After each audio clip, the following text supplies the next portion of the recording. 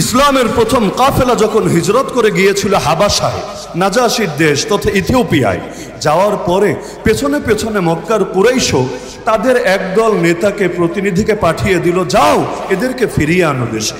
তারা গিয়ে নাজাশিকে বলতে শুরু করলো, বাদশাহ এরা জঙ্গি, এরা উগ্রবাদী, এরা মৌলবাদী, এরা টেরোরিস্ট, আমাদের দেশ তো বরবাদ করেছেই, এখন আপনাদের দেশে আশ্রয় দিলে এটাও বরবাদ করবে, এদেরকে ফিরিয়ে দেন, আমাদের হাতে আইনের শাসন নিশ্চিত করব, আমরা জঙ্গিবাদের বিরুদ্ধে দুর্বার আন্দোলন গড়ে তুলব, ওয়ার ওয়ান টেরর পরিচালনা করব। তারা ভেবেছে নাজাশিকে বললে নাজাশির মন তো গলেই যাবে, কিন্তু তারা জানে না রূপকথা শুনিয়ে আর কল্পকাহিনী বলেই সবসময় সবাইকে গিলানো যায় না।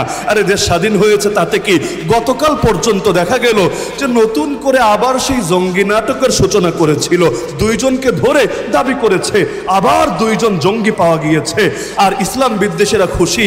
আরে এতদিন তো তোমরা বলেছো জঙ্গি নাটক এটা ভুয়া, এটা সরকার পরিচালিত করে ইন্ডিয়া এবং বিভিন্ন দেশের দৃষ্টি আকর্ষণের জন্য, এখন তো প্রমাণিত হয়ে গেল এগুলো ভুয়া না, এগুলো আসলেই, কারণ এখন তো আর মিথ্যা বলবে না, ঠিকই তো বলছে জঙ্গি গ্রেফতার হয়েছে।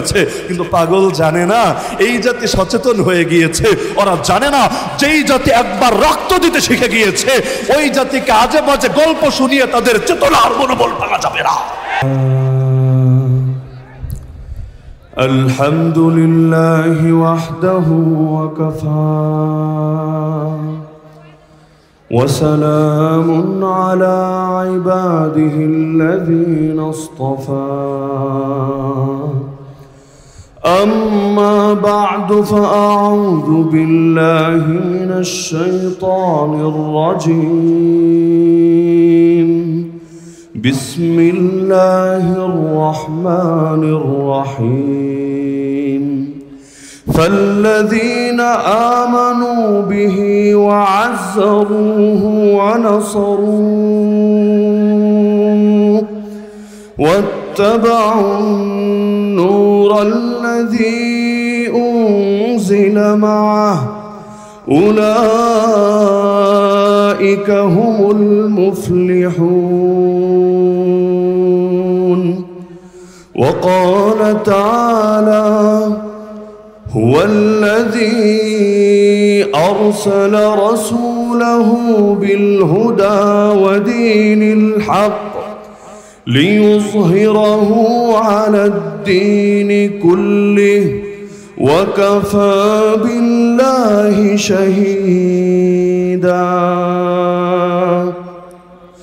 وقال النبي صلى الله تعالى عليه وسلم عصابتان من أمتي أحرزهما الله من النار عصابة تغزو الهند وعصابة تكون مع عيسى ابن مريم.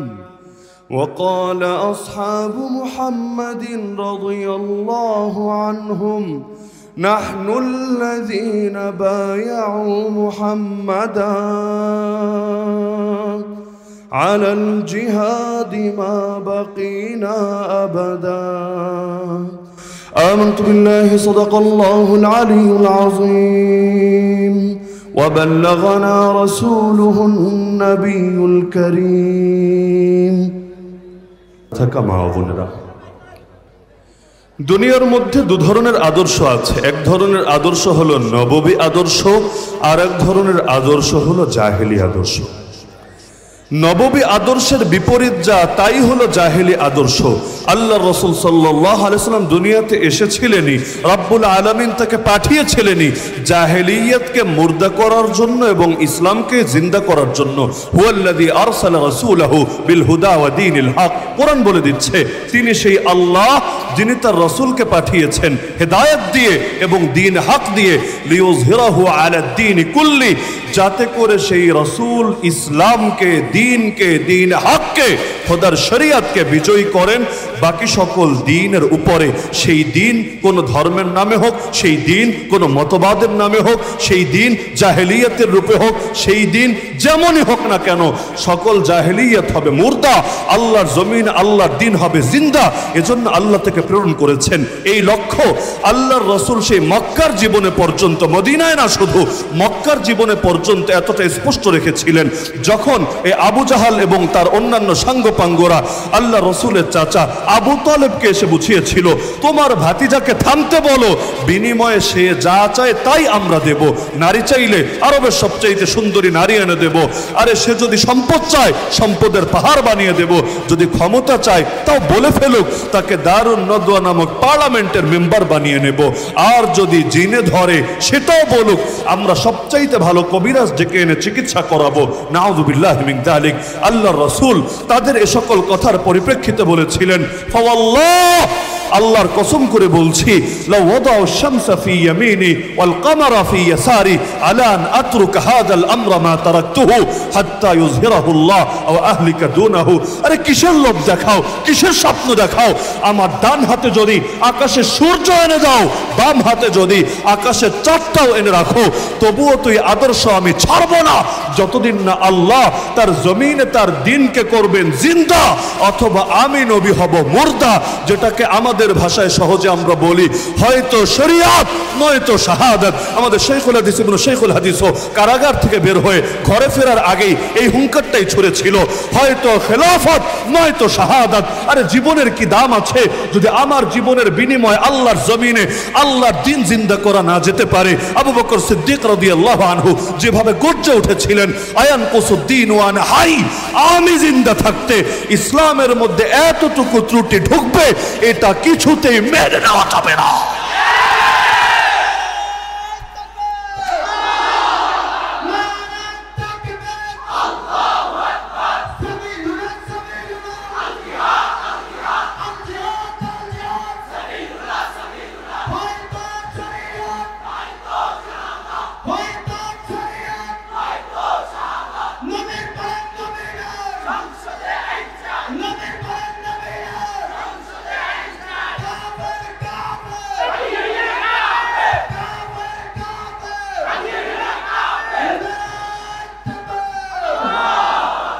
রব্বুল আলামিন কোরআন মাজিদ আল্লাহর রাসূলকে উল্লেখ করেছেন সিরাজাম মুনিরা বলে, ইয়া আইয়ুহান নবী ইন্না আরসালনাকা শাহিদান ওয়া মুবাশশিরান ওয়া নাযীরা ওয়া দাঈয়ান ইলাল্লাহি বিইذনিহি ওয়া সিরাজাম মুনিরা। সিরাজাম মুনিরা মানে হলো এমন বাতি যেই বাতি আলো বিকিরণ করে, আলো বিতরণ করে, আলোয় চতুর্পাশকে আলোকিত করে তোলে।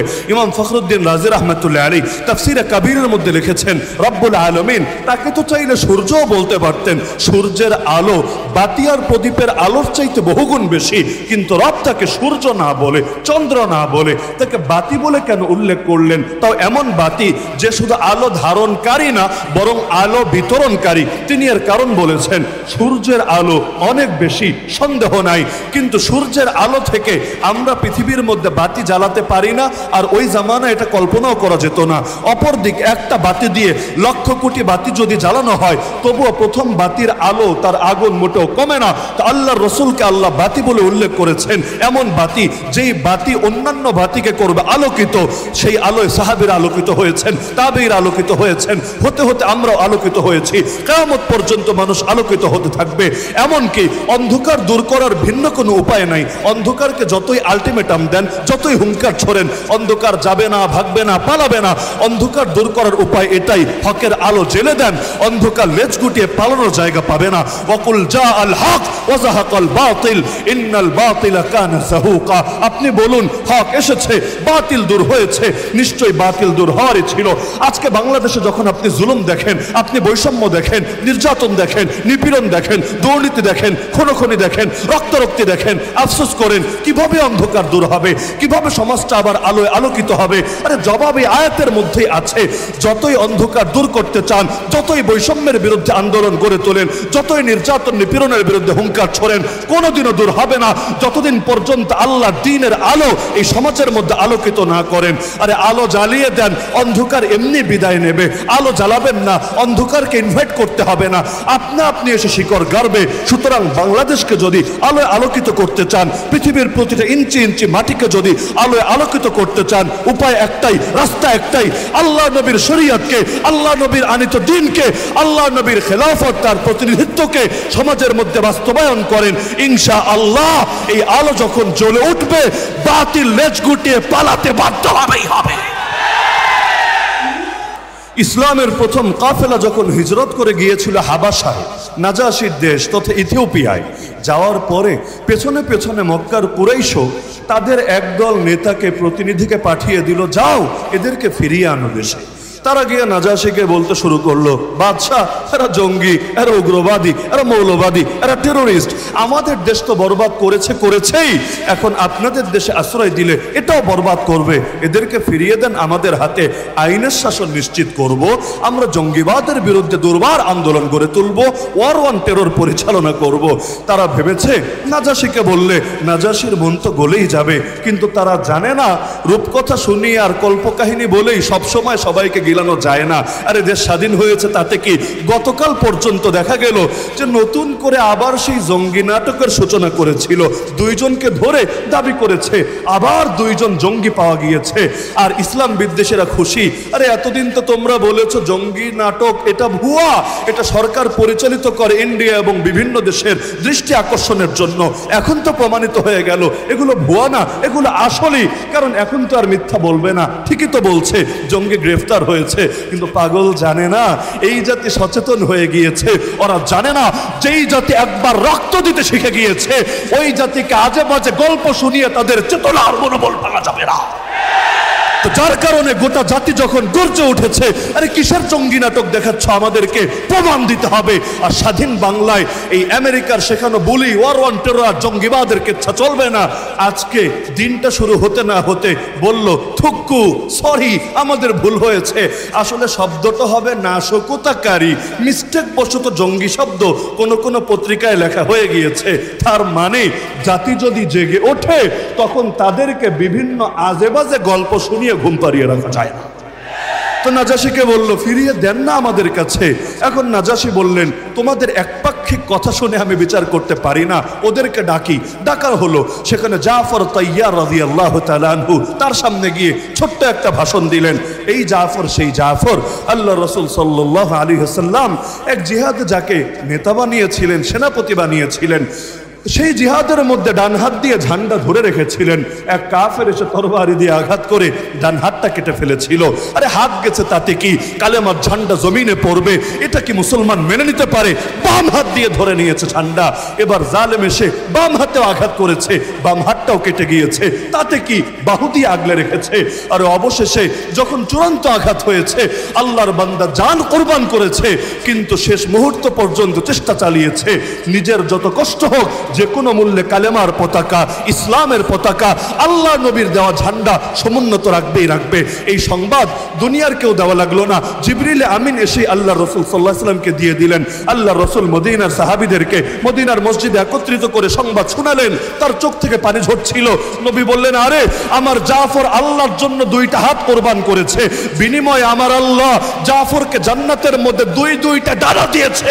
আমি দেখেছি আমার জাফর সেই ডানা মেলে জান্নাতে উড়ে বেড়াচ্ছে। এর জন্য নামের অংশই হয়ে গিয়েছে তৈয়ার। তৈয়ার মানে যিনি উড়ে বেড়ান। তো জাফর তৈয়ার রাদিয়াল্লাহু আনহু বাদশার সামনে গিয়ে বললেন, আইয়ুহাল মালিক, হে বাদশা, কুন্না কওমান আহলা জাহিলিয়া, আমরা ছিলাম সেই জাতি যারা ছিলাম জাহেলিয়াতের ধ্বজাধারী, জাহেলিয়াতে লিপ্ত। নাবুদুল আসনাম, আমরা মূর্তির পূজা করতাম। আরব জাতি বহু রকম মূর্তির পূজা করত, কখনো পাথরের মূর্তির, কখনো মাটির মূর্তির, এমনকি ইতিহাস বলে কখনো খেজুরের তৈরি মূর্তির। মূর্তি বানাতো খেজুর দিয়ে, ক্ষুধা লাগলে আবার সেটাকে খেয়ে ফেলতো, আচ্ছা রকম করে, আবার প্রয়োজন পড়লে বানিয়ে নিত খেজুর দিয়ে। আমাদের দেশে যেমন আইন যখন মনে চায় নিজেরা বানিয়ে নেয়, এই আইন দিয়ে হুজুর দমানো যাবে, এই আইন দিয়ে ইসলামপন্থীদেরকে বরবাদ করা যাবে। আবার যখন আইন গিয়ে নিজের দলের কারো গায়ে পড়ে, আস্তে করে আইনটারে গিলে খেয়ে নতুন আইন আবার প্রসব করে। তো নাবুদুল আসনাম, আমরা মূর্তি পূজা করতাম। ওয়ানাকুলুল মাইতা, মৃত প্রাণীর গোশত ভক্ষণ করতাম। ওয়ানাতিল ফাওয়াহিশ, আমরা অশ্লীল কাজে লিপ্ত হতাম। ওয়ানাকতাউল আরহাম, আমরা আত্মীয়তার বন্ধন ছিন্ন করতাম। ওয়ানুসিউল জিওয়ার, আমরা প্রতিবেশিত্বের ব্যাপারে খারাপ মন্দ আচরণ করতাম। শুধু তাই না, ওয়ায়াকুলুল কাউইয়্যু মিন্না আদ-দাঈফ, আমাদের মধ্যে যারা শক্তিশালী তারা দুর্বলদেরকে খেয়ে ফেলতো। পুরোই বাঙালি জাতির মতো অবস্থা আর কি, মাছে ভাতে বাঙালি, বড় মাছ খেয়ে নেয় ছোট মাছকে। যে যত শক্তিশালী হয় দুর্বলের উপর এসে বল খাটিয়ে নিজের বীরত্ব জাহের করে। এই দেশের মধ্যে দেখবেন যতদিন দুর্বল, হায়রে দেশপ্রেম, হায়রে মুক্তিযুদ্ধের চেতনা, হায়রে স্বজন হারানোর বেদনা, ডায়লগ আর ডায়লগের শেষ নাই। কিন্তু যেই মাত্র ক্ষমতার গদিতে এসে বসে তখন আর ডায়লগ মনে থাকে না, বলি মনে থাকে না। আর সবচাইতে বড় আফসোস লাগে, আরে হাতি হয়ে লাগতে আসে পিঁপড়ার লগে, অস্ত্র আছে, বাহিনী আছে, দলীয় গুন্ডা আছে, সব আছে, আর এসে আলেম ওলামার সঙ্গে টক্কর লাগিয়ে নিজেদের বীরত্ব জাহের করার চেষ্টা করে। পাগলরা ভাবে এই হুজুরদেরকে জেলে ভরে রাখলেই মনে হয় আগামী বাংলাদেশে শান্তিতে দেশ পরিচালনা করা যাবে। কিন্তু আমার দিল সাক্ষ্য দেয়, আমার কাছে দলিল নাই, আমার দিল সাক্ষ্য দেয় 2001-এ যে হলুদ কার্ড খেয়েছে আর 2024-এ এসে যে লাল কার্ড খেয়ে পালাতে বাধ্য হয়েছে, আমার দিল সাক্ষ্য দেয় ওলামায়ে উম্মতের শানে, ওলামায়ে উম্মতের শানে বেয়াদবি করার কারণেই ফল হয়েছে। 2000 আর 1999-তে শেখুল হাদিস সাহেব, মুফতি আমিন সাহেব রহমতুল্লাহ আলাইহি, ওনাদের সাথে যে বেয়াদবি করেছে এর কারণে রব প্রথমে হলুদ কার্ড দেখিয়ে বুঝিয়েছে এখনো সময় আছে, মাথা ঠান্ডা কর, এখনো সময় আছে, ভণ্ডামি আর বেয়াদবি ছাড়। কিন্তু হলুদ কার্ডে কাজ হয় নাই, আবার বেয়াদবি শুরু করেছে। 21 সালে এসে 1400 জনের বেশি একসঙ্গে নিয়ে জেলে ভরেছে। ভেবেছে ওদের সাথে কে আছে, কে ওদেরকে রক্ষা করবে। আল্লাহর কসম, যেই 1 বছর কাশিমপুরে ছিলাম, আরে গভীর রাতে যখন এই মুরব্বী আলেমদেরকে বলতে শুনতাম, কখনো 3টা, কখনো 3:30, কখনো 4টা, হঠাৎ করে চিৎকার শুনতাম, তাহাজ্জুদ শেষে মোনাজাতে বসে বলছে আল্লাহ। আরে এমন একটা গভীর আওয়াজ বের হতো, দিল সাক্ষ্য দিত এই বদদোয়া যার গায়ে লেগেছে, আরে ওর পতন হবেই হবে।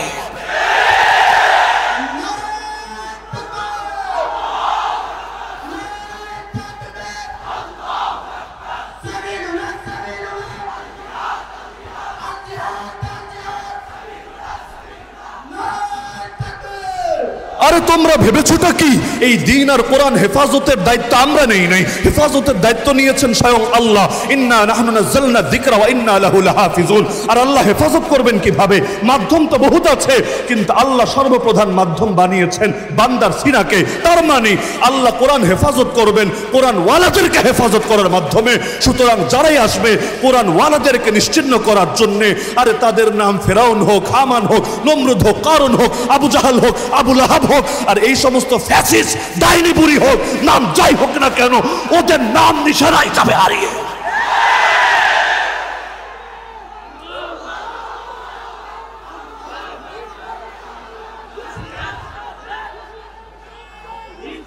তো জাফর রাদিয়াল্লাহু আনহু বলেন, ফাকুন্না আলা যালিক, আমরা এভাবে জাহেলিয়াতের উপর ছিলাম, হাত্তা বাআসাল্লাহু রাসূলাম মিন্না, এমত অবস্থায় আল্লাহ আমাদের ভেতর থেকে একজনকে রাসূল বানিয়ে পাঠালেন। ফাদাআনা ইলাল্লাহি আযজা ওয়া জাল, তিনি আমাদেরকে মহামহিম আল্লাহর দিকে দাওয়াত দিলেন। লিনওয়াহিদাহু ওয়া না'বুদা, যেন তার একত্ববাদের ঘোষণা দেই, যেন একমাত্র তারই ইবাদত করি। ওয়া নাখলা মা কুন্না না'বুদু নাহনু ওয়া আবাউনা মিন দুনিল্লাহি মিনাল হিজারাতি ওয়াল আওসান, সে আল্লাহকে বাদ দিয়ে যত পাথর অথবা যত প্রতিমার পূজা করতাম এই সব কিছু যেন পরিহার করি। ও আমারানা, তিনি আদেশ করেছেন বিসিদকিল হাদিস, যেন সত্য বলি। ও আদাইল আমানা, আমানত আদায় করি। ও সিলাতের রাহিম, আত্মীয়তার বন্ধন রক্ষা করি। ও হুসনিল জিওয়ার, প্রতিবেশিত্বের সঙ্গে উত্তম আচরণ করি।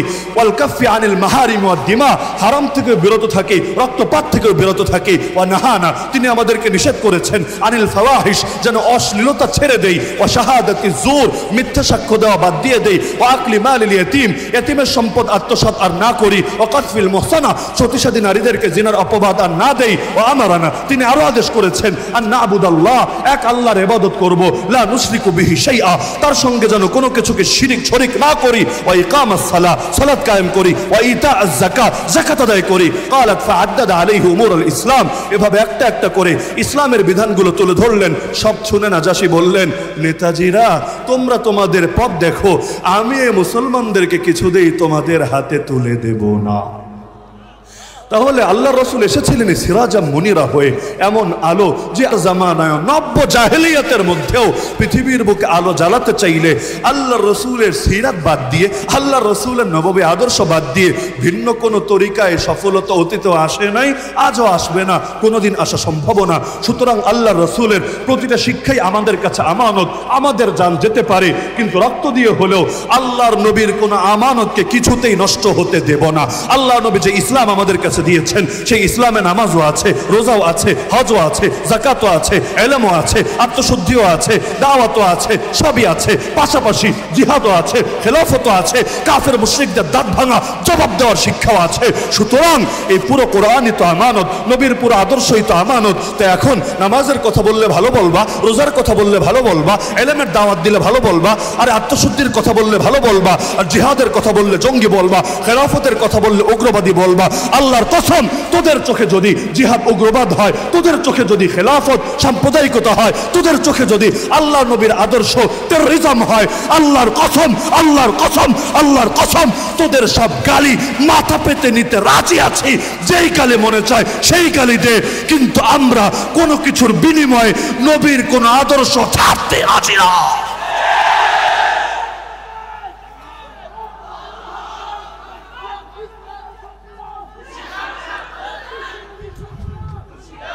হাত থেকে খাবার পড়ে গেছে, সেই খাবার উঠাচ্ছে।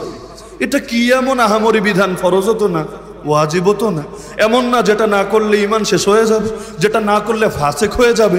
বাদশার সামনে বসে খাচ্ছেন, খাবার পড়ে গেছে, সেই খাবার উঠাতে শুরু করেছেন। পাশ থেকে বলে, আরে এই রাজা বাদশার দরবার এটা, এখানে এক লুকমা খাবার পড়লে কেউ উঠায় না, উঠালে বলবে ফকির নির্পুত, জীবনে ভালো খাবারও মনে হয় চোখে দেখে নাই। সেই সাহাবী বলে, আরে কিসের কথা বলো আমাকে? আতরুকু সুন্নাতা হাবিবি লিহাউলাইল হুমাকা, এই গর্দবদের জন্য আমি আমার হাবিবের সুন্নাত ছেড়ে দেব নাকি? সারা দুনিয়া যারা জঙ্গিবাদে ভরে তুলেছে, ওরা যদি দিন শেষে আমাদেরকে জিহাদের পক্ষে থাকার কারণে জঙ্গিবাদী বলে, আমরা বলবো তোরা গালি দিতে দিতে দিতে মুখে ফেনা তুলে ফেল, তোদের গালি আমাদেরকে কিছুতেই আল্লাহর দিন থেকে সরাবে। জঙ্গিবাদ মানে যদি হয় ধর্মের নামে সন্ত্রাস, তাহলে ইহুদিবাদীরা, ইসরায়েলের হানাদাররা জঙ্গি হবে না কোন দুঃখে? কোন দেশের বিজ্ঞান, কোন দেশের ফিলোসফির আলোকে এটা যুক্তিতে ধরে আমাকে এসে বুঝান। কারণ ওরা নাস্তিকতা রাষ্ট্র প্রতিষ্ঠা করতে চায় না, ওরা ইহুদিবাদী রাষ্ট্র প্রতিষ্ঠা করতে চায়। স্পষ্ট কথা, এমন এক রাষ্ট্র যেই রাষ্ট্রে ইহুদিবাদ চলবে, এমন এক রাষ্ট্র যেই রাষ্ট্রের নেতা আগামী দিনে হবে মাসিহে দাজ্জাল। আরে পার্শ্ববর্তী রাষ্ট্রে দেখেন নরেন্দ্র মোদী, বিজেপি, আরএসএস, তারা বলে না আমরা নাস্তিকবাদী রাষ্ট্র বানাতে চাই, তারা বলে যে আমরা এখানে রাম রাজ্য বানাতে চাই। তো ধর্মের নামে এই যে লক্ষ লক্ষ মানুষকে মারছে, ধর্মের নামে নির্মম নির্যাতন করছে। আরে আসিফার মতো 6 বছরের মেয়েরা পর্যন্ত ওদের নৃশংস থাবা থেকে বাঁচতে পারছে না, মন্দিরের ভেতর ঢুকিয়ে দিনের পর দিন গণধর্ষণ করে করে, খাবারও না দিয়ে, এক পর্যায়ে পাথর দিয়ে মাথা থেতলে ফেলে জানে মেরে ফেলছে। বলতে পারেন বিচ্ছিন্ন ঘটনা 2-4 জন করেছে, তাতে কি? আরে বিচ্ছিন্ন ঘটনা মানতাম, কিন্তু যখন পত্র পত্রিকায় দেখি ওই বছর যতগুলো পর্ন সাইট আছে, পর্ন সাইট ওই ব্লু ফিল্মের জগতে সবচাইতে বেশি সার্চ হয়েছে, এটা দেখার জন্য যে কিভাবে, কোন পন্থায়, কোন তরিকায় আসিফাকে রেপ করা হয়েছে, এটা দেখতে চায়। ইন্ডিয়ার মধ্যে ওই বছর সকলে মিলে আসিফার এই নির্মম শাহাদাতের ট্র্যাজেডি দেখে যখন চোখ জোড়ানোর স্বপ্ন দেখে, এটা সবগুলো সার্চের মধ্যে সবার শীর্ষে থাকে, তখন আর বুঝতে বাকি থাকে না ওরা ইসলামের বিরুদ্ধে যুদ্ধের ঘোষণা দিয়ে দিয়েছে। অযোধ্যা বিশাল এক জায়গা, রামের নাকি জন্মভূমি, ভালো কথা। অযোধ্যায় এত জায়গা থাকতে বাবরি মসজিদ ভেঙেই মন্দির বানানো লাগলো। আর কি কোনো জায়গা খুঁজে পাওয়া গেল না? আল্লাহর ঘর মসজিদ, যেটা মসজিদ সেটা কিয়ামত পর্যন্ত মসজিদ। কোনো বাপের বেটার ক্ষমতা নাই মসজিদকে ভিন্ন কিছুতে পরিণত করবে। আল্লাহর রসুলের জামানায় কাবাতুল্লাহ বাইতুল্লাহর মধ্যেও তো 360টা মূর্তি ঢুকানো হয়েছে। শুধু 360 মূর্তি ঢুকেছে বলে তা মসজিদ থেকে মন্দির হয়ে যায় নাই, গির্জা হয়ে যায় নাই, প্যাগোডা হয়ে যায় নাই। যা মসজিদ তা মসজিদই থাকবে। যার কারণে আল্লাহ নবী মক্কা বিজয়ের পর একটা মূর্তিও বাকি রাখেন নাই। মূর্তিও বিদায় করেছেন, ভাস্কর্যগুলো বিদায় করেছেন। সেখানে দেয়ালে দেয়ালে যে চিত্র আঁকা ছিল সেগুলোকে প্রলেপ দিয়ে মুছে দিয়েছেন। তার মানে কি যে মসজিদ মসজিদই থাকবে, হাজার মূর্তি ঢুকালেও মন্দির হবে না। তো যা বাবরি মসজিদ ছিল কিয়ামত পর্যন্ত তো মসজিদই থাকবে। আরে বিল্ডিং একটা না 10টাও যদি ভাঙো, মূর্তি একটা না 1,00,000টাও যদি ঢুকাও, তবুও কোনোদিন মুসলমান এটাকে মসজিদ ছাড়া ভিন্ন কোনো কিছু কল্পনা করবে না। আজকে দুর্বল তাই মুসলমান কিছু করতে পারছে না, সর্বোচ্চ প্রতিবাদ করছে। কিন্তু এ কথা বলতে কোনো ভয় নাই, কোনো দ্বিধা নাই, কোনো সংকোচ নাই, কোনো লজ্জা নাই, কোনো বাতিলের মুখের দিকে তাকিয়ে কোনো কার্পণ্য নাই। ইনশাআল্লাহ যেদিন মুসলমান ক্ষমতা পাবে, যেদিন মুসলমান শক্তিশালী হবে, তারা আবারও বাবরি মসজিদকে আবাদ করবেই করবেই করবে ইনশাআল্লাহ। তাহলে এই যে আল্লাহর ঘর ভেঙে মন্দির বানালো, ধর্মের নামে, ধর্মের চেতনা লাগিয়ে তো করলো, ওদেরকে জঙ্গিবাদী কেন বলা হবে না আমাকে বলেন? এমনকি আমি আজকে লক্ষ জনতার সামনে বার্তা দিতে চাই, আগামী বাংলাদেশেও জঙ্গি শব্দের যাচ্ছে তাই ব্যবহারের সুযোগ নাই। যদি জঙ্গি শব্দ ব্যবহার করতেই চাও, সব সাংবাদিক, সব সাংঘাতিককেও বলছি, সাংবাদিকরা টানছে কেন এখানে? কারণ গ্রেফতার করতে দেরি, ওদের পত্রিকায় গালি মারতে দেরি না। আচ্ছা, কে জঙ্গি কে সন্ত্রাসী এটা বিচার করার দায়িত্ব যদি সাংবাদিকের হয়, আদালতের কাজকে আমাকে বুঝান। এই যে আলেম একজন গ্রেফতার করে বুকের মধ্যে একটা লাগিয়ে দিবে জঙ্গি, সামনে কয়টা কিতাব রাখবে, কি কিতাব? এর মধ্যে ফাজাইলে আমলও দেখবেন, এর মধ্যে আল্লাহ রাসূলের জীবনীও দেখবেন, এর মধ্যে এশো আরবি শিখিও দেখবেন, রেখে লিখবে জিহাদি বই, জঙ্গি বই। বাহ!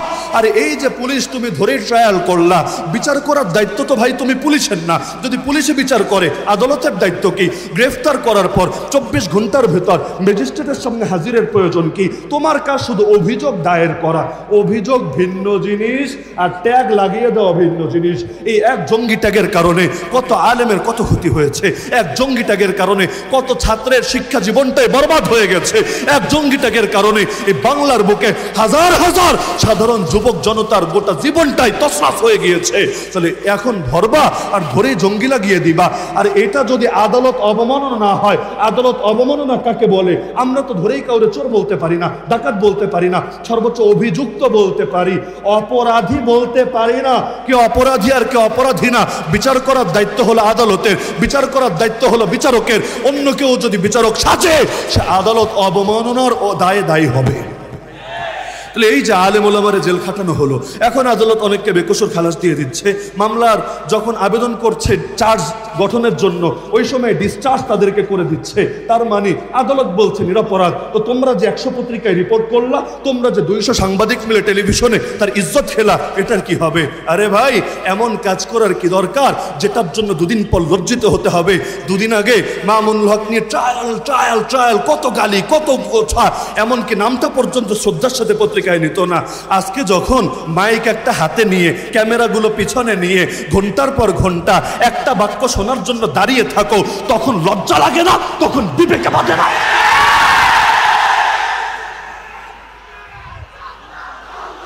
ওরা ভেবেছেটা কি? আরে বাংলাই তো বলে এই দিন দিন নয়, আরো দিন আছে। আজকে ইসলামপন্থীরা দুর্বল, তাতে কি? আল্লাহ রাসূলকেও তো মক্কায় দুর্বল করে রাখা হয়েছিল, কোরআনে আছে ওয়াজকুরু ইয আনতুম কালিলুম মুস্তাদাফুনা ফিল আরদ। মুসলমানরা স্মরণ করো এই দিনের কথা, যখন তোমরা সংখ্যায় কম ছিলা, পৃথিবীতেও দুর্বল ছিলা। তাখাফুন, তোমাদের সর্বদা ভয় হতো, আইয়াতাখাত্তাফাকুমুন নাস, মানুষ তোমাদেরকে বুঝি ছো মেরে নিয়ে যাবে। কখন এসে কালো একটা মাইক্রো থামবে, কখন এসে সাদা একটা হাইয়েস্ট থামবে, এসে রাস্তা থেকে খপ করে ঢুকিয়ে নিয়ে যাবে। নিয়ে 5 দিন খবর নাই, 10 দিন খবর নাই, 6 মাস খবর নাই, তারপর বাসায় একটা ঢুকিয়ে বলবে জঙ্গি পাওয়া গিয়েছে। বাহ বাহ, কি আজীব এক তামাশা! তাহলে এই বাংলার জমিনে আগামীতে যদি জঙ্গি শব্দ ব্যবহার করার এসকো জাগে, খাহেশ জাগে, আমি লক্ষ জনতার সামনে ঘোষণা দিচ্ছি, তোমাদেরকে এই লাইনেও সততার পরিচয় দিতে হবে। সততা মানে কি?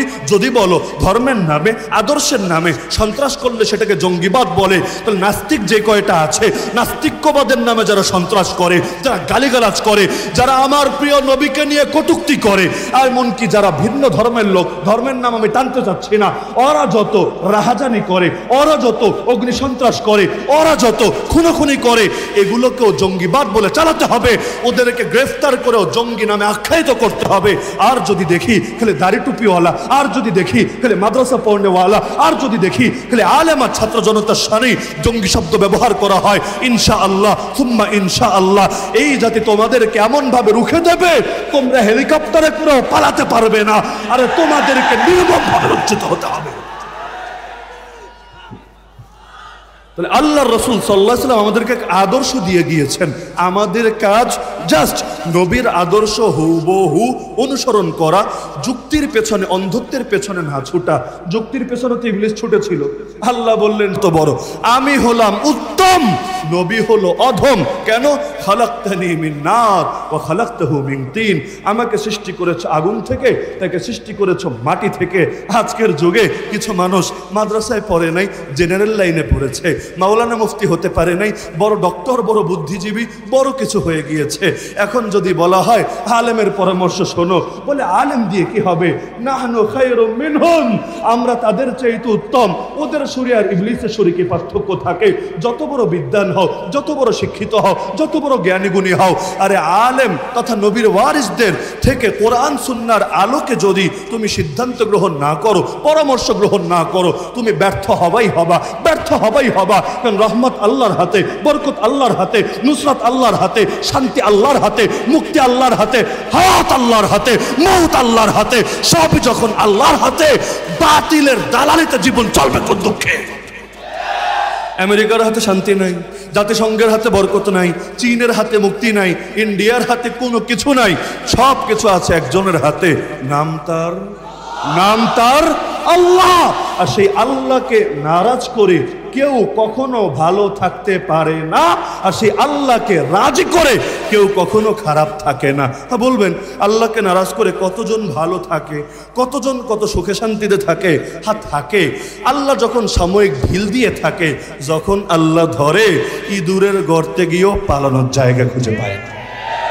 দেখেন না, দেশের বর্ডার ক্রস করে আরেক দেশের মধ্যে ঢুকে কলাপাতায় আরামে শুয়ে থেকেও নিস্তার হয় না, পাবলিক সেখান থেকে এনে পর্যন্ত এমন মারা মারে, জনমের তরে জিনিসপাতি নাকি পর্যন্ত ফাটিয়ে ছাড়ে। তাহলে এটা আবার কেমন ভালো থাকা, এটা আবার কেমন ইজ্জত থাকা?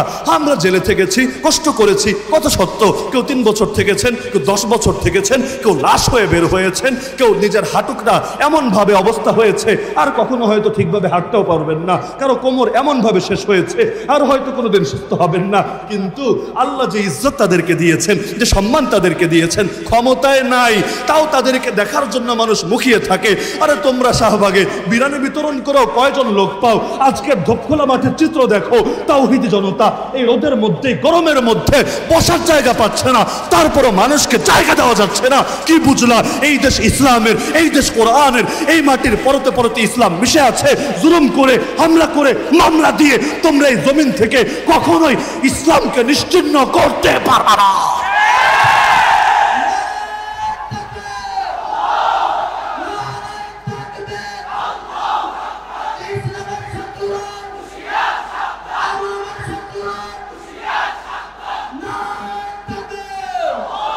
সুতরাং আমরা নির্ভয়ে বলতে পারি, আগামীর বাংলাদেশ ইসলামের বাংলাদেশ, আগামীর বাংলাদেশ কোরআনের বাংলাদেশ। ইসলামের হেফাজতের দায়িত্ব নিয়েছেন আল্লাহ। এত জুলুমের পরও যখন ইসলামের কিছু করা যায় নাই, আগামী দিনেও ইনশাআল্লাহ কিছুই করা যাবে না। আমাদের প্রয়োজন সদা সর্বদা হকের পক্ষে থাকা, ইসলামের পক্ষে থাকা, দিন শরিয়াত এবং কোরআনের পক্ষে থাকা। আর সময়ে সময়ে রূপ পাল্টে না ফেলা, এমন না হওয়া, সুখের দিনে তো আছি, দুঃখের দিনে নাই। হক আর বাতিলের মধ্যে নিরপেক্ষতা চলে না, হয়তো হকের পক্ষে না হলে বাতিলের পক্ষে। মাঝামাঝি হতে যায়ও না, ঘোরাও না, গাধাও না। এটা এটা আবার কোন হালুয়া? তো মাঝামাঝি হতে যেও না। কিছু লোক এখন নতুন করে এসে, এটা বলে আমি আলোচনার ইতি টানছি, হযরত চলে এসেছেন, কিছু লোক এখন নতুন করে এসে ধর্মনিরপেক্ষতার স্লোগান উচ্চকিত করতে শুরু করেছে। এত রক্ত দিয়েছি, এই রক্তের লাশ ধরে রাখতে চাইলে ধর্মনিরপেক্ষ বাংলাদেশ গড়ে তুলতে হবে। আল্লাহর কসম, এই ক্ষেত্রে নিরপেক্ষ শব্দ ভণ্ডামি ছাড়া কিছু না। নিরপেক্ষ আবার কি রে ভাই? হয়তো রহমানের পক্ষে, না হলে শয়তানের পক্ষে, হয়তো হকের পক্ষে, না হলে বাতিলের পক্ষে, হয়তো আলোর পক্ষে, না হলে অন্ধকারের পক্ষে। যারা বলে আমরা নিরপেক্ষ, তারা মূলত মুনাফিকদের মতো, যারা যারা ভেতরে ভেতরে শয়তানের পক্ষই লালন করে, তবে বলার সাহস রাখে না। সুতরাং নিরপেক্ষতার কোনো সুযোগ নাই। সুদিন এসেছে বলে সুর পাল্টানোর কোনো অবকাশ নাই। আগে এক টাকলো বলেছিল রাষ্ট্রধর্ম ইসলামকে বিদায় করবে, এখন নতুন করে আর এক কবি বলতে শুরু করেছে, না আমি বলি ফরহাদ মজহার, রাষ্ট্রধর্ম ইসলাম দিয়ে কি হবে? রাষ্ট্র কি নামাজ পড়ে? রাষ্ট্র কি কোরআন পড়ে? আরে অদ্ভুত ব্যাপার। রাষ্ট্রভাষা দিয়ে কি হবে তাহলে? রাষ্ট্রের কি মুখ আছে? রাষ্ট্রের কি জিহ্বা আছে? রাষ্ট্র কি কথা বলতে পারে? বলবে না। রাষ্ট্রভাষার কাজ হলো অফিস আদালতে কাজে লাগে। বলবো রাষ্ট্রধর্মের কাজ কি তাহলে বোঝো না? রাষ্ট্রধর্মের কাজ পার্লামেন্টে, বিচারালয়ে, আইন কানুনের ক্ষেত্রে, বিচার আচার, অর্থনীতি, সভ্যতা, সংস্কৃতি, রাজনীতি, ব্যক্তিজীবন, পরিবার, সমাজ, রাষ্ট্র, সব ক্ষেত্রে কাজে লাগে। তো রাষ্ট্রভাষার গুরুত্ব যদি বোঝো, রাষ্ট্রধর্মের গুরুত্ব যদি না বোঝো, আমাদের আর বুঝতে বাকি থাকে না। তোমরা নতুন দেশে পুরনো সুরে এনে হাজির করেছো, আর নতুন কাপড় পরিয়ে পুরনো বৌরে এনে হাজির করেছো। তোমরা শরবতের পেয়ালার মধ্যে মদ ঢেলে দিয়েছো। সুতরাং অতীতে যেমন এই জাতি অন্যায় সয়ে নেয় নাই, আগামীতেও নেবে না। আমরা হকের পক্ষে আছি, হকের জন্য লড়াই করছি। ইনশাআল্লাহ আমাদের মৃত্যু হবে হকের জন্য। রবের কাছে দোয়াও করবো এটা, রব হকের পক্ষে থাকতে গিয়ে, হকের পথে চলতে গিয়ে শাহাদাত যেন নসিব হয় এই কপালে। এই তৌফিক তুমি আমাদেরকে দিও। গালি দিয়ে লাভ নাই, নতুন হামলা মামলা করেও লাভ নাই। হয়তো হয়তো শরিয়াত, নয়তো শাহাদাত, হয়তো খেলাফত, নয়তো শাহাদাত। এর আগে আমরা থামবো না। نصر من الله وفتح قريب وبشر المؤمنين وما علينا إلا البلاغ المبين. السلام عليكم ورحمة الله وبركاته.